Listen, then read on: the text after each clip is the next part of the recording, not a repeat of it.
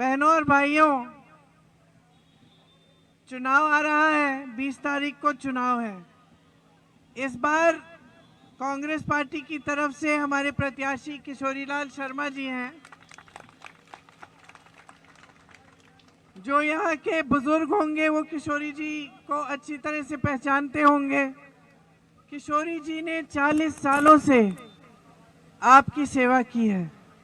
यहाँ जब शुरू में मेरे पिताजी चुनाव लड़ने आए, उस समय से किशोरीलाल जी यहाँ पे काम कर रहे हैं।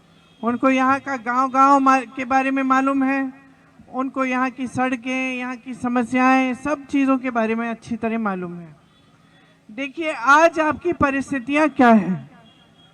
आज मेरी बहनें यहाँ बैठी हैं, महंगाई बहुत बढ़ चुकी है ना। आप दुकान जाती हैं कुछ खरीदने के लिए तो सब कुछ खरीद पा रही हैं। जब जाती हैं तो सोचती हैं कि कुछ चीज़ें छोड़ दूंगी, अगले दिन ले आएंगे, जब जो ज़रूरी चीज़ है वही खरीदेंगे, है ना। आज मिट्टी का तेल, चीनी, दाल, सब्जी सब कुछ महंगा है। Petrol, diesel. हाँ, बच्चे रो रहे हैं।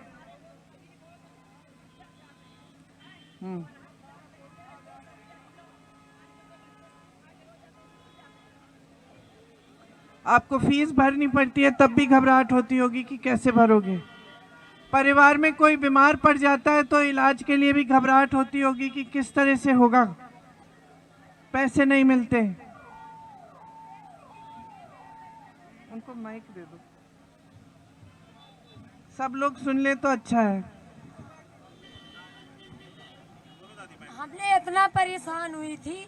22 साल 6 महीना का मेरा बच्चा एक देहांत हो गया और दूसरा बच्चा मैं पढ़ा लिखा रही थी और अमेठी में गया था, क्या कहते हैं, नौकरी के लिए गया था। 1 सेकंड के लिए मेरे बच्चों को नौकरी से हटा दिया गया था। मैंने मजबूरी नरेगा कर के पढ़ा रही हूँ। इतनी मजबूरी हूँ, मैं 5 बार खून भी दिया, मेरा बच्चा भी नहीं बचा। मेरा बच्चा जिसको पढ़ा रही वो कामयाबिल भी नहीं हुआ है। मैं बहुत लाचारी हूँ, क्या करूँ बहन जी, आपसे क्या बता सकती हूँ। कलमनी भी नहीं मिल रही है, खेत भी नहीं है, कुछ भी नहीं है। मैं निर्दोषी हूँ एकदम से। जो मेरे पास रहा था उसको भी मैं बेच के बच्चों को लगा दिया। मेरे को कोई रास्ता नहीं मिल रहा कि गरीबों को कुछ भी मिल जाए। सारे को पैसे मिला, हर एक चीज मिला, आते हैं सब कुछ मिलते हैं, देते हैं। हमें सब गरीबों को कोई एक ठू पुड़िया भी नहीं खिलाता कि पानी एक बोतल पिला दो। एक गरीब है, बच्चा रो रही है, ये औरत गरीबी है, रो रही है। 1 सेकंड के लिए मेरे बच्चों को RBI नौकरी मिलनी थी। मेरे से बोलना नहीं आता है कि नौकरी का क्या होता है। मेरी गलतियों को क्षमा करना बहना। और मेरे बच्चा 1 सेकंड के लिए मेरी नौकरी से बच्चा हटा दिया गया है। मेरा बच्चा कहे मम्मी मैं अब कहीं नहीं लड़ूंगा, मैं अब कहीं चला जाऊंगा। मैंने बोला कि भाई एक चला गया, तू बेटा वहीं कद मत जाना। मैं तुम्हें अभी 2 बार है लड़ाई, मैं लड़ाऊंगा। नरेगा करके, मजूरी करके, भीख मांग करके मैं आपको पढ़ाऊंगा। बेटा तुम हिम्मत मत छोड़िए। अब इसके बाद हमारी गलती को क्षमा कर दीजिए बहना।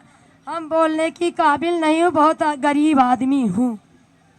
तो जो आप बता रही हैं, ये इस तरह के संकट आज सब जितने भी गरीब लोग हैं, किसान हैं, इस तरह के संकटों का मुकाबला रोज कर रहे हैं।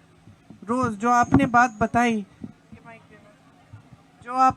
बताई कि आपने इतनी मेहनत से अपने बेटे को पढ़ाया, आपने क्या क्या नहीं किया बेटे को पढ़ाने के लिए, लेकिन आज भी उसको रोजगार नहीं मिला है। आज देश में 45 सालों में सबसे ज़्यादा बेरोजगारी आज है। 70 करोड़ बेरोजगार लोग हैं। और आज इन्हीं की तरह गरीब से गरीब जनता जो है, छोटे से छोटे घर में हो, कहीं दूर दराज इलाके के गांव में हो, लेकिन आप ही की तरह सब अपने बच्चों को पढ़ाने के लिए पूरी मेहनत करते हैं। आज वो ज़माना चले गया जब कहते थे कि चलो बच्चा बड़ा हो गया उसको खेती में लगा दो। ज़माना चले गया। आज जितने भी लोग हैं, चाहे कितने भी गरीब हों, अपने बच्चों को शिक्षित करना चाहते हैं और उसके लिए पूरी मेहनत करते हैं। कर्ज लेना पड़े, मजदूरी करना पड़े, आपने कहा भीख मांगनी पड़े, सब करते हैं बच्चे को शिक्षित करने के लिए।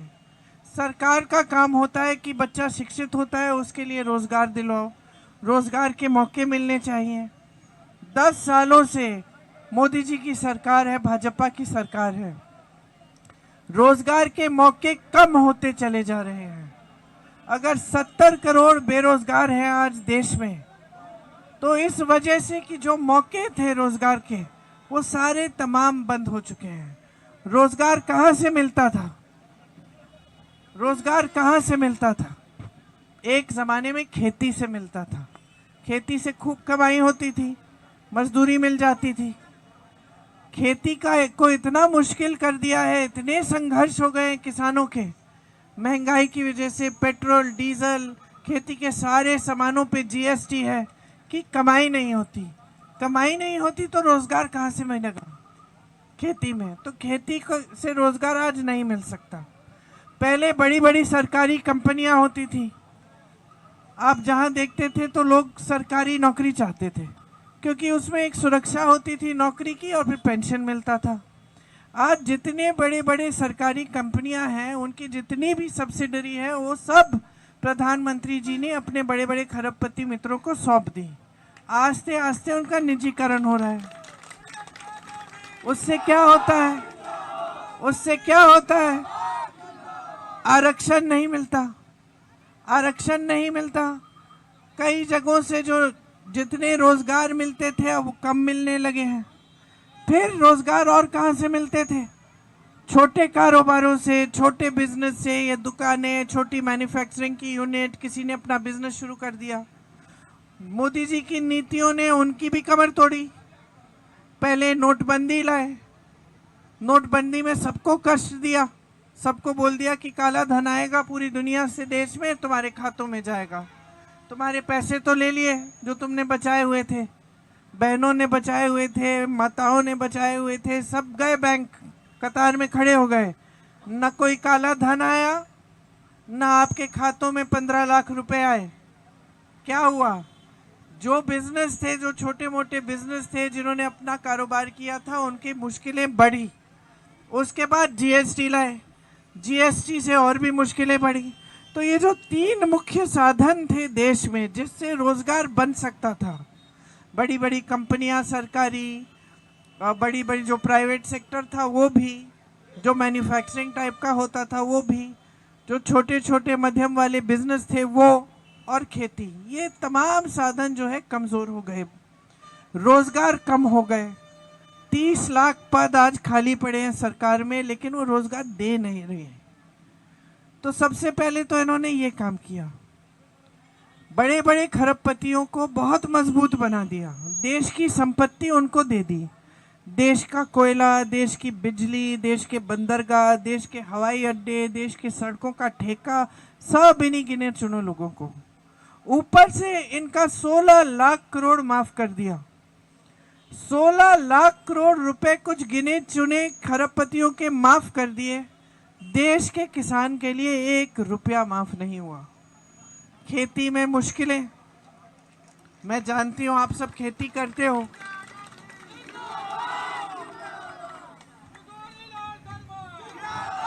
आज यहाँ सारी मुश्किलों के अलावा आवारा पशु की बहुत समस्या है।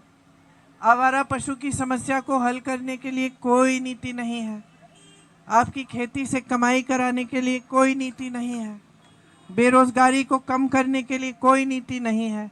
महंगाई बढ़ी जा रही है, बढ़ी जा रही है। कोई सोच सकता था कुछ सालों पहले कि एक सिलेंडर 1200 का होगा? कोई सोच सकता था कि ये दिन आप देखेंगे जबकि इतनी महंगाई है कि कुछ खरीद ही नहीं पा रहे हैं।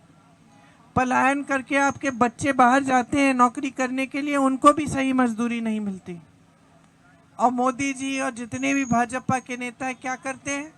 चुनाव के समय क्या बात करते हैं? बेरोजगारी के बारे में क्या बात करते हैं? महंगाई के बारे में क्या कहते हैं कि आपके लिए क्या करेंगे? क्या किया है इन्होंने 10 सालों में? कौन सा बड़ा उद्योग खोला है यहाँ? कौन सी बड़ी बड़ी सड़कें बनाई हैं? जो हमने खोला था वही तकरीबन बंद करे जा रहे हैं।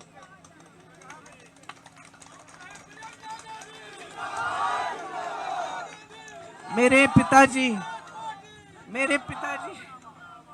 पिताजी प्रधानमंत्री थे, आपको याद है? आपके सांसद थे, आपके बीच आते थे, झुक के आते थे, घर घर में जाते थे, गांव गांव में जाते थे। मैं दावे के साथ कह सकती हूँ इस पूरे अमेठी में ऐसा गांव नहीं होगा जहां मेरे पिताजी या मेरी माताजी नहीं गए होंगे।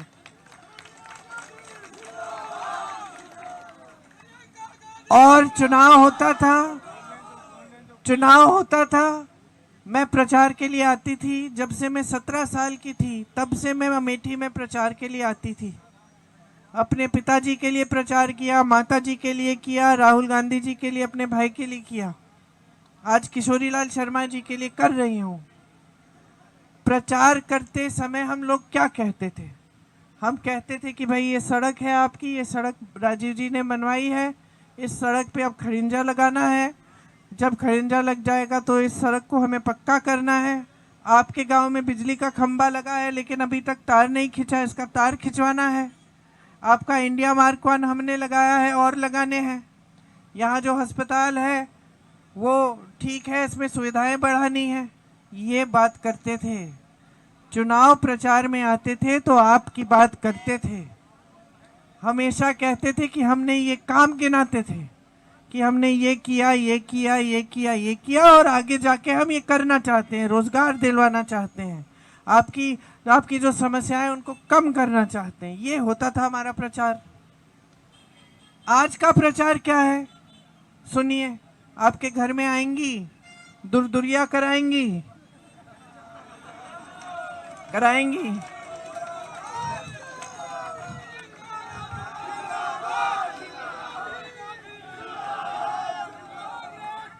दुर्दुरिया कराएंगी, बोलेंगी भगवान के नाम पे वचन दो कि भाजपा का वोट देगी। बोलती है कि नहीं, है ना?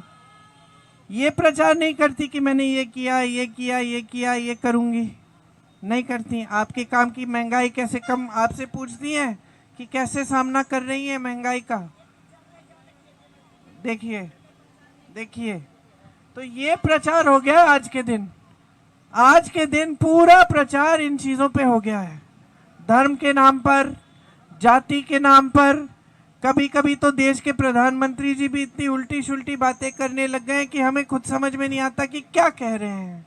कहते हैं कि कांग्रेस पार्टी आपकी भैंस चुरा लेगी।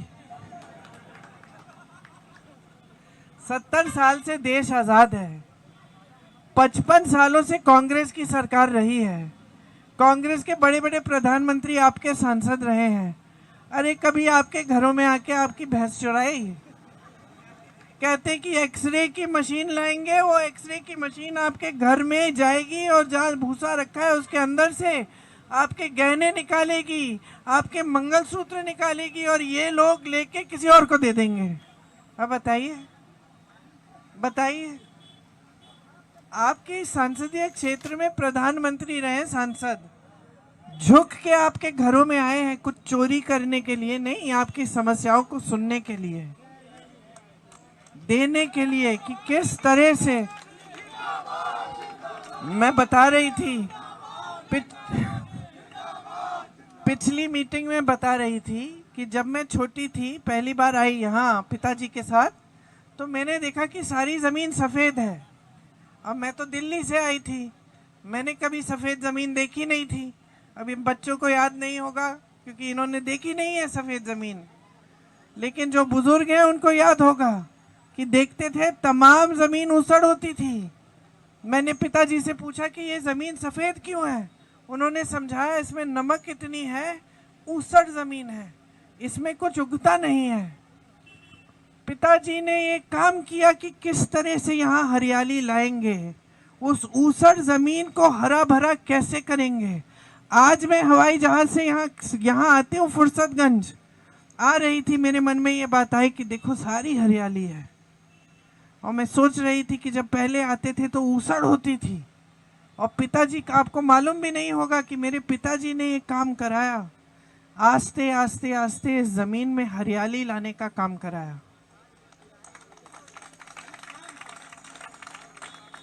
तो हमारा प्रचार इन चीज़ों पे आधारित होता था। हमारी राजनीति काम पे आधारित होती थी, सेवा पे आधारित होती थी। हम आते थे आपकी सेवा करने के लिए श्रद्धा से। हम जानते थे कि जनता ने दिया है, जनता ने बनाया। ये हमारी राजनीतिक परंपरा है। हमारी पार्टी महात्मा गांधी जी की पार्टी है, इसीलिए हमेशा हमारी ये विचारधारा रही है। अब एक नई राजनीति आ गई, उसकी एकदम अलग विचारधारा है। वो कहते हैं कि काम वाम करने की क्या जरूरत है भाई, चुनाव आएगा, भगवान के नाम पे वचन दिलवा देंगे, धर्म के नाम पे, मंदिर के नाम पे, मस्जिद के नाम पे, जो भी है हम लोग चुनाव लड़वा लेंगे और हम सत्ता में रहेंगे। और 5 सालों के लिए हमें कुछ नहीं करना पड़ेगा, क्योंकि जनता के प्रति हमारी जवाबदेही है ही नहीं। इनकी विचारधारा ये है कि ये सोचते हैं कि गुमराह करके जनता को हर 5 साल वोट ले लेंगे, सत्ता में रहेंगे, बीच बीच में कुछ ना कुछ करते रहेंगे आपका ध्यान भटकाने के लिए। लेकिन जो आपके काम की बात है वो इनके मुंह से निकलती ही नहीं है। आपके विकास की बात, आपकी बेरोजगारी, आपके संघर्ष, आपके संकट, ये नहीं निकलता इनके मुंह से। तो सुनिए, आज अगर आप किसान हैं, आप खेती से नहीं कमा पा रहे हो, आप अगर शिक्षित हो, आपको रोजगार नहीं मिल रहा है, आप अगर मेरी बहन हो, आप महंगाई से जूझ रही हो, आप दिन में खेती में काम करती हो, मजदूरी करती हो, घर पे आके भी काम करती हो, कोई पूछ रहा है? कोई पूछ रहा है? ये जो आपकी सांसद हैं 5 सालों से, वो यहाँ क्यों आई क्यों? आपके संसदीय क्षेत्र में चुनाव लड़ने क्यों आई? क्या मकसद था? ये मकसद था कि अमेठी को विकसित करेंगे, ये मकसद था कि कोई लगाव जुड़ाव है अमेठी की जनता के साथ, तो हम अमेठी की जनता को मजबूत बनाएंगे, उनके भविष्य उज्जवल करेंगे। ये मकसद था, एक ही मकसद था, राहुल गांधी से लड़ेंगे, राहुल गांधी को हराएंगे, यही एक मकसद था, और कोई मकसद ही नहीं था। तो जब मकसद ही यही था तो 5 सालों में करना क्या था इनको? हम अगर आपके बीच आते हैं, हमें मालूम है कि पीढ़ियों का रिश्ता है। जब से पिताजी के समय से, फिर माताजी आपकी सांसद बनी, फिर मेरे भाई आपके सांसद बने, एक रिश्ता था, हम निभा रहे थे उस रिश्ते को। बचपन में आते थे, गांव में जाते थे, देखते थे कि कितनी मुश्किलें हैं, उनको दूर करने का काम पिताजी ने शुरू किया। पिताजी गुजर गए, शहीद हो गए देश के लिए, ऐसा लगा माताजी को कि उनका काम रुकना नहीं चाहिए, हमें उनके लिए भी उनका काम करना चाहिए, उसको निरंतर रखना चाहिए। तो वो आई, भैया आए, तमाम यहाँ पे उद्योग खुलवाए, सड़कें बनवाई, इतने सारे काम कराए। तो झूठ की राजनीति नहीं है हमारी राजनीति, सच्चाई की है।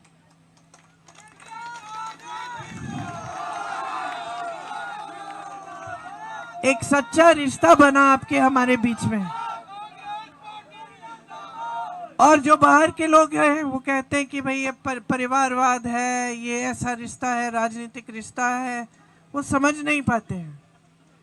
ऐसे जो रिश्ते बनते हैं ना पुराने, कि गांव में जाओ, बीच रात में भी जाओ, देर हो जाती है, कोई ना कोई इंतज़ार कर रहा है, कोई इंतज़ार करेगा आपसे बात करने के लिए, आपको अपनी समस्या बताने के लिए, उनके प्रति कोई जिम्मेदारी है कि दिल में कुछ है लोगों के लिए, क्योंकि लोगों के दिल में हमारे लिए कुछ है। ये एक अलग रिश्ता है जो ये लोग नहीं समझ सकते। अब उस रिश्ते को कायम रखना हमारा काम है। चाहे आपने सांसद चुना, नहीं चुना, फिर भी जब कोरोना आया तो मेरे भाई ने सबसे पहले मुझे फ़ोन करके ये कहा कि अमेठी के लोग अगर कहीं पे भी फंसे, उस समय मैं यूपी की प्रभारी थी, उन्होंने कहा प्रियंका, अमेठी के लोग कहीं भी फंसे हों, उनको किसी न किसी तरह तुम घर ले आओ।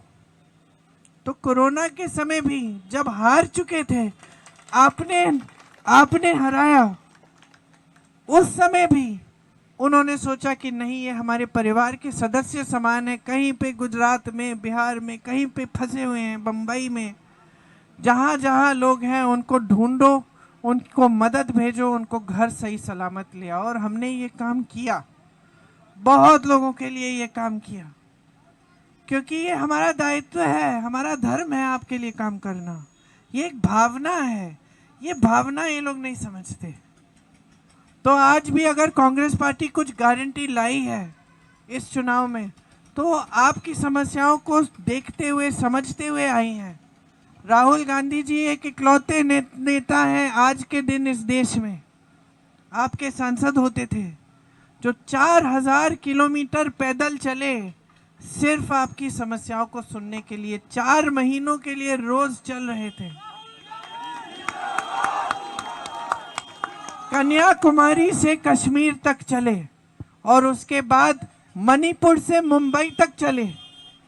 मणिपुर से मुंबई की यात्रा उन्होंने गाड़ी से की, लेकिन जो कन्याकुमारी से कश्मीर की यात्रा थी वो उन्होंने अपनी पैदल की, सिर्फ आपकी समस्याओं को सुनने के लिए। और जब वापस आए तो सब नेताओं को बिठाया, कांग्रेस पार्टी के नेताओं को, और कहा कि देखो, मैं ये बात समझा हूं अपनी यात्राओं से कि 10 सालों में सबसे ज़्यादा अन्याय हमारी देश की जनता के साथ हुआ है। देश के गरीब, देश के किसान, देश के गरीब बहनें, देश के जो बेरोजगार युवा हैं उनके साथ हुआ है। तो हमें अपने घोषणा पत्र में ऐसी चीज़ें लिखनी चाहिए जो हम पूरी करके दिखा सकें, और ऐसी चीज़ें हमें जनता के सामने लानी चाहिए जिससे जनता की भलाई हो। जो संकट जनता के ऊपर है आज, उसका सामना कर पाए।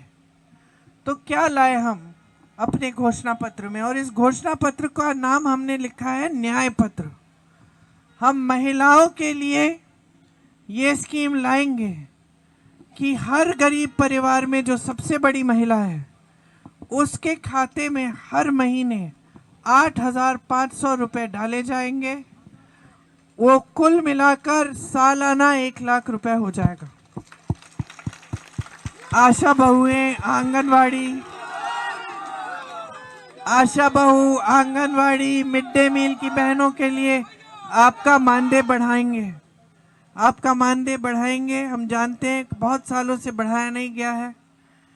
50% सारी सरकारी जो नौकरियां हैं उनमें से 50% बहनों को जाएंगी। देखिए, नौजवान आज शिक्षित है, जहां भी जाए हम एक शिक्षित नौजवान मिलते हैं, लेकिन बेरोजगार है। जब स्नातक पास होगा नौजवान, उसके लिए हम एक स्कीम लाएंगे, एक अप्रेंटिसशिप स्कीम, जिससे उसका हुनर बढ़ाने के लिए उसको एक नौकरी दी जाएगी, जिससे सालाना 1 लाख रुपए कमा पाएगा जब तक उसकी स्थायी नौकरी नहीं लगती। स्नातक पास होते ही ये प्रोग्राम हो जाएगा आपके लिए। जो नौजवान अपना कारोबार शुरू करना चाहता है छोटा, क्योंकि हम छोटे और मध्यम जो कारोबार हैं, जो बिजनेस हैं, उनको बढ़ाना चाहते हैं क्योंकि उससे रोजगार मिलता है। आपके लिए 5,000 करोड़ रुपए का फंड होगा, जिससे अगर आप ऐसा कोई कारोबार शुरू करना चाहें आपको सुविधा मिलेगी। 30 लाख खाली पद है, 30 लाख खाली पद है सरकार, केंद्र सरकार के, वो भरे जाएंगे। मेरे किसान भाइयों के लिए, आप आज इतनी समस्याओं से जूझ रहे हैं, जीएसटी मुक्त हो जाएंगे आपके सारे खेती के सामान, ताकि सस्ते में मिलेंगे। आपका जो न्यूनतम समर्थन मूल्य है, आपका जो न्यूनतम समर्थन मूल्य है, वो कानूनी अधिकार बन जाएगा। कानून के तहत आपको देना पड़ेगा। आपके खेतों में जब नुकसान होगा, ओले की वजह से, बारिश की वजह से, बाढ़ की वजह से, तो उसका भुगतान 30 दिन के अंदर अंदर होगा, और आपके कर्ज माफी के लिए एक स्थायी आयोग बनेगा। आज परिस्थितियां ये है कि बड़े बड़े खरबपतियों के कर्ज माफ किए गए हैं। 16 लाख करोड़ रुपए बड़े बड़े खरबपतियों के माफ किए हैं, लेकिन हमारे किसानों के कर्ज माफ नहीं होते। हमारे किसानों के कर्ज सिर्फ कांग्रेस पार्टी ने अपनी सरकारों में माफ किए हैं, छत्तीसगढ़ में भी किए थे। तो महिलाओं के लिए स्कीम है, नौजवानों के लिए है, किसानों के लिए है। श्रमिकों के लिए यह तय किया गया है कि कानून बनाएंगे कि 400 रुपए की दिहाड़ी से कम पूरे देश भर में कोई नहीं दे पाएगा। 25 लाख का स्वास्थ्य बीमा कराएंगे। हमने ये करके दिखाया राजस्थान में। राजस्थान में 25 लाख तक सारा इलाज मुफ्त था जब हमारी सरकार रही है। 6 महीने पहले सरकार बदली और भाजपा ने ये स्कीम तकरीबन बंद कर दी है, कम कर दिया है, 25 से 5 लाख आ गया है और उसके बाद आस्ते आस्ते बंद कर डालेंगे।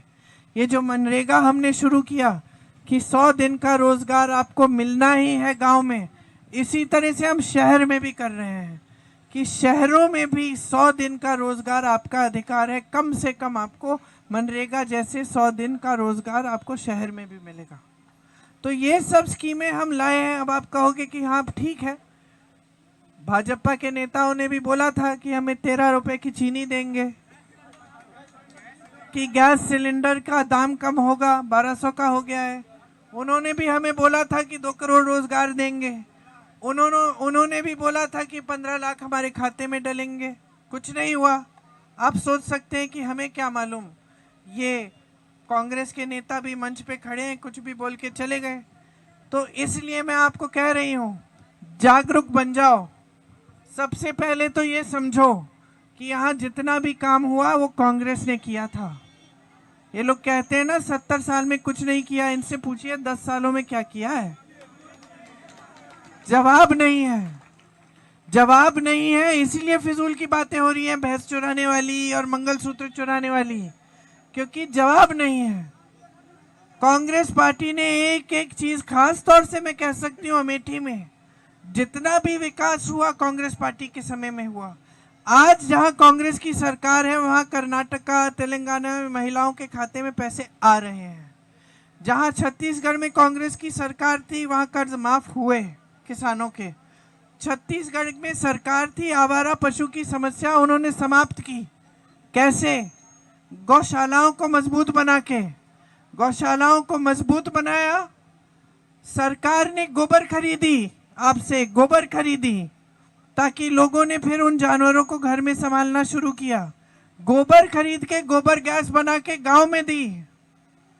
समझ रहे हैं आप? गौशालाओं को इतना मजबूत किया, सुंदर बनाया। वहां से जो दूध था वो दूध गांव में भेजा। दूध में से खोया, बर्फी, ये सारी चीजें बनवा के बिकवाई। महिलाओं को रोजगार मिला गौशालाओं में। 60-70 हजार रुपए कमा रही थी। मैं ऐसी महिलाओं से मिली हूँ, खुद मिली हूँ। यही इतनी बड़ी समस्या थी। वहाँ के मुख्यमंत्री, कांग्रेस के मुख्यमंत्री बघेल जी, उन्होंने सोचा इस समस्या को हल करने का क्या तरीका है और हल कर दिया। तो जब ऐसी सरकार होती है, ऐसे नेता होते हैं जो आपके लिए निष्ठा से काम करते हैं और सही नियत से काम करते हैं, तो सारी समस्याएं हल करने का काम शुरू करते हैं। ये सच है कि सबकी समस्याएं हमेशा पूरी नहीं हल नहीं होती हैं। ये सच है कि विकास ऐसी चीज है कि आज सड़क बनाओ, कल उस पर खरिंजा डालो, कल खरिंजा लग गया उसका फिर टारिंग कराओ, बिजली का खंबा लग गया, इधर बिजली आ रही है उधर भी बचती है। तो ये ऐसे विकास के काम ऐसे होते हैं जो कभी रुकने वाले काम नहीं होते। कुछ यहाँ होता है तो और भी हो सकता है, लेकिन काम शुरू तो हो, सुनवाई तो हो, कोई करे तो सही। यहाँ तो परिस्थिति ये बन गई है कि कुछ काम भी नहीं हो रहा है, वोट भी मांगे जा रहे हैं धर्म के नाम पर, जाति के नाम पर, हर फिजूल की बात पर, लेकिन विकास के नाम पर नहीं। तो मेरा सिर्फ ये आग्रह है कि देखो, नेता फूलते फलते हैं। हाँ, अपनी सेटिंग तो हो जाती है नेताओं की, आपके सामने आकर कुछ भी कहें। उनके बच्चे तो अच्छे अच्छे विश्वविद्यालय में पढ़ लेते हैं, अच्छी अच्छी नौकरियां भी मिल जाती हैं, फॉर्च्यूनर खरीद लेते हैं, घूमते हैं बड़ी बड़ी गाड़ियों में, अच्छे अच्छे महल बना लेते हैं अपने लिए। आपको पहचानना पड़ेगा कि सही नेता कौन है, सही पार्टी कौन है, क्योंकि नुकसान आपका हो रहा है, नेता का नुकसान नहीं हो रहा है। जब नेता आपसे वोट ले लेता है बगैर काम किए तो नुकसान तो आपका है। तो आप पहचानो ना कि ऐसे भी नेता हैं जिन्होंने आजीवन सेवा की है, ऐसे भी नेता हैं जो समझते थे कि आपके प्रति जवाबदेही है, आपका काम नहीं करेंगे तो आप वोट नहीं देंगे। या आप ही ने समझाया। मेरे पिताजी को डांटते थे, प्रधानमंत्री थे तो मेरे पिताजी को डांट लगती थी गांव में जाते थे तो, कि भैया बोला था आपसे काम करना था, अभी तक नहीं किए, हम प्यार तो दे देंगे लेकिन वोट नहीं देंगे। ये है आपकी परंपरा। तो इस परंपरा को मत भूलो। 5 सालों से जो सांसद है वो आपके लिए कुछ कर नहीं रही हैं। वो आई एक मकसद से थी, बस एक मकसद से आई थी, और उसके बाद उनकी कोई मकसद नहीं था कि आपके लिए काम करें। समझ लीजिए, पहचान लीजिए, अपनी सच्चाई को देखिए, समझिए कि अगर आपको तरक्की लानी है अपने जीवन में, आपको भविष्य मजबूत बनाना है, तो निर्णय आपको सही लेना पड़ेगा चुनाव में। अगर सही निर्णय लोगे तो आपका वोट किशोरीलाल शर्मा जी को जाएगा, पहले नंबर पे बटन दबेगा। आप इनको विजयी बनाएंगे एक बार फिर वही पुराने असूल राजनीति के, जिसमें सेवा भाव, जिसमें श्रद्धा भाव, जिसमें आपके लिए सम्मान होता था, वही हम वापस लाए अमेठी में। ये अमेठी रायबरेली क्षेत्र हमेशा हमारे परिवार से जुड़े हैं, आज भी जुड़े हैं। हम आज अगर प्रचार करने आए हैं यहाँ, आपसे बातें करने आए हैं, तो इसलिए कि हम चाहते हैं कि आपका विकास हो। हमें अच्छा लगता है जब हम शहर में जाते हैं, हमें कोई मिलता है, पूछते कहाँ के हो भाई, यूपी के, तो मैं की भाषा पहचान लेती हूँ। कहाँ के हो, कहते हैं अमेठी के हैं। बहुत अच्छा लगता है, अच्छा लगता है कि हम पूछते हैं कि भाई क्या काम कर रहे हो, अच्छा कमा रहे हो। अगर अच्छा कर रहा है तो और भी अच्छा लगता है, गर्व होता है कि तो हमारा ही क्षेत्र है। ये देखो, आज के दिन गांव से निकल के यहाँ आ गए हैं, बड़े शहर में अच्छा कमा रहे हैं, सक्षम हो गए हैं, पैरों पे खड़े हैं।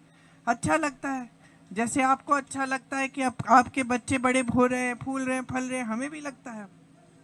तो एक साथ ये काम करें, आपके जीवन में विकास लाएं, परिवर्तन लाएं। इसीलिए आप किशोरी जी के हाथ मजबूत करिए, भारी से भारी बहुमत से जिताइए, इस बार पंजे को वोट दीजिए। दुरदुरिया कर लो, भगवान के नाम शपथ मत लो, क्योंकि आज भगवान भी चाहते हैं कि तुम जागरूक बनो। भगवान भी आप ही का विकास चाहते हैं। पंजे पे वोट डालो। बहुत बहुत धन्यवाद, आपने मेरी बातें सुनी। गला थोड़ा बैठा हुआ है, क्या करें। धन्यवाद, जय हिंद।